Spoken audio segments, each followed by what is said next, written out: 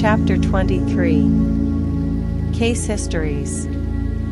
Case Study 2. This is a striking story of an extremely successful businessman demonstrating the power of imagination and the law of assumption. I know this family intimately, and all the details were told to me by the son described herein. The story begins when he was 20 years old. He was next to the oldest in a large family of 9 brothers and 1 sister. The father was one of the partners in a small merchandising business. In his 18th year, the brother referred to in this story left the country in which they lived and traveled 2,000 miles to enter college and complete his education. Shortly after his first year in college, he was called home because of a tragic event in connection with his father's business. Through the machinations of his associates, the father was not only forced out of his business, but was the object of false accusations impugning his character and integrity. At the same time, he was deprived of his rightful share in the equity of the business. The result was he found himself largely discredited and almost penniless. It was under these circumstances that the son was called home from college. He returned, his heart filled with one great resolution. He was determined that he would become outstandingly successful in business. The first thing he and his father did was to use the little money they had to start their own business. They rented a small store on a side street, not far from the large business of which the father had been one of the principal owners. There they started a business bent upon real service to the community. It was shortly thereafter that the son, with instinctive awareness that it was bound to work, deliberately used imagination to attain an almost fantastic objective. Every day on the way to and from work, he passed the building of his father's former business, the biggest business of its kind in the country. It was one of the largest buildings, with the most prominent location in the heart of the city. On the outside of the building was a huge sign on which the name of the firm was painted in large bold letters. Day after day, as he passed by, a great dream took shape in the son's mind.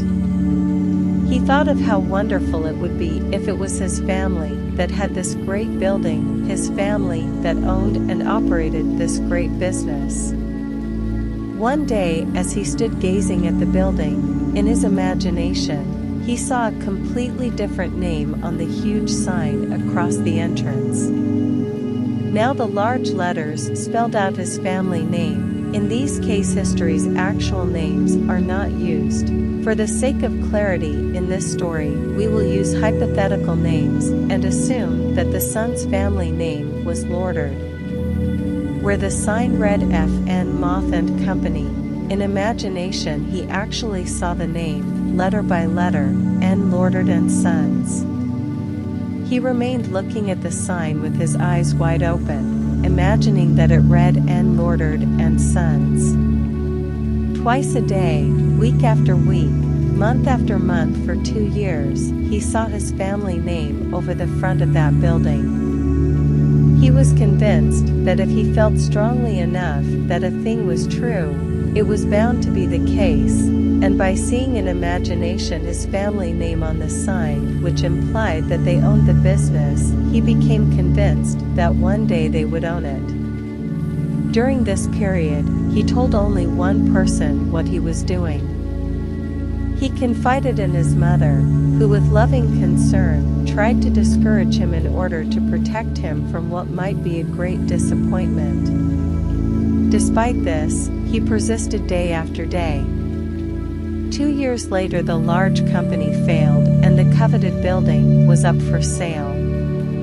On the day of the sale, he seemed no nearer ownership than he had been 2 years before when he began to apply the law of assumption. During this period, they had worked hard, and their customers had implicit confidence in them. However, they had not earned anything like the amount of money required for the purchase of the property.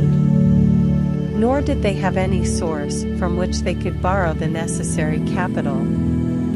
Making even more remote their chance of getting it was the fact that this was regarded as the most desirable property in the city, and a number of wealthy business people were prepared to buy it. On the actual day of the sale, to their complete surprise, a man, almost a total stranger, came into their shop and offered to buy the property for them. Due to some unusual conditions involved in this transaction, the son's family could not even make a bid for the property. They thought the man was joking. However, this was not the case. The man explained that he had watched them for some time, admired their ability, believed in their integrity, and that supplying the capital for them to go into business on a large scale was an extremely sound investment for him. That very day, the property was theirs. What the son had persisted in seeing in his imagination was now a reality.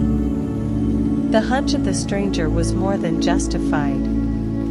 Today, this family owns not only the particular business referred to, but owns many of the largest industries in the country in which they live. The son, seeing his family name over the entrance of this great building, long before it was actually there, was using exactly the technique that produces results. By assuming the feeling that he already had what he desired, by making this a vivid reality in his imagination, by determined persistence, regardless of appearance or circumstance, he inevitably caused his dream to become a reality.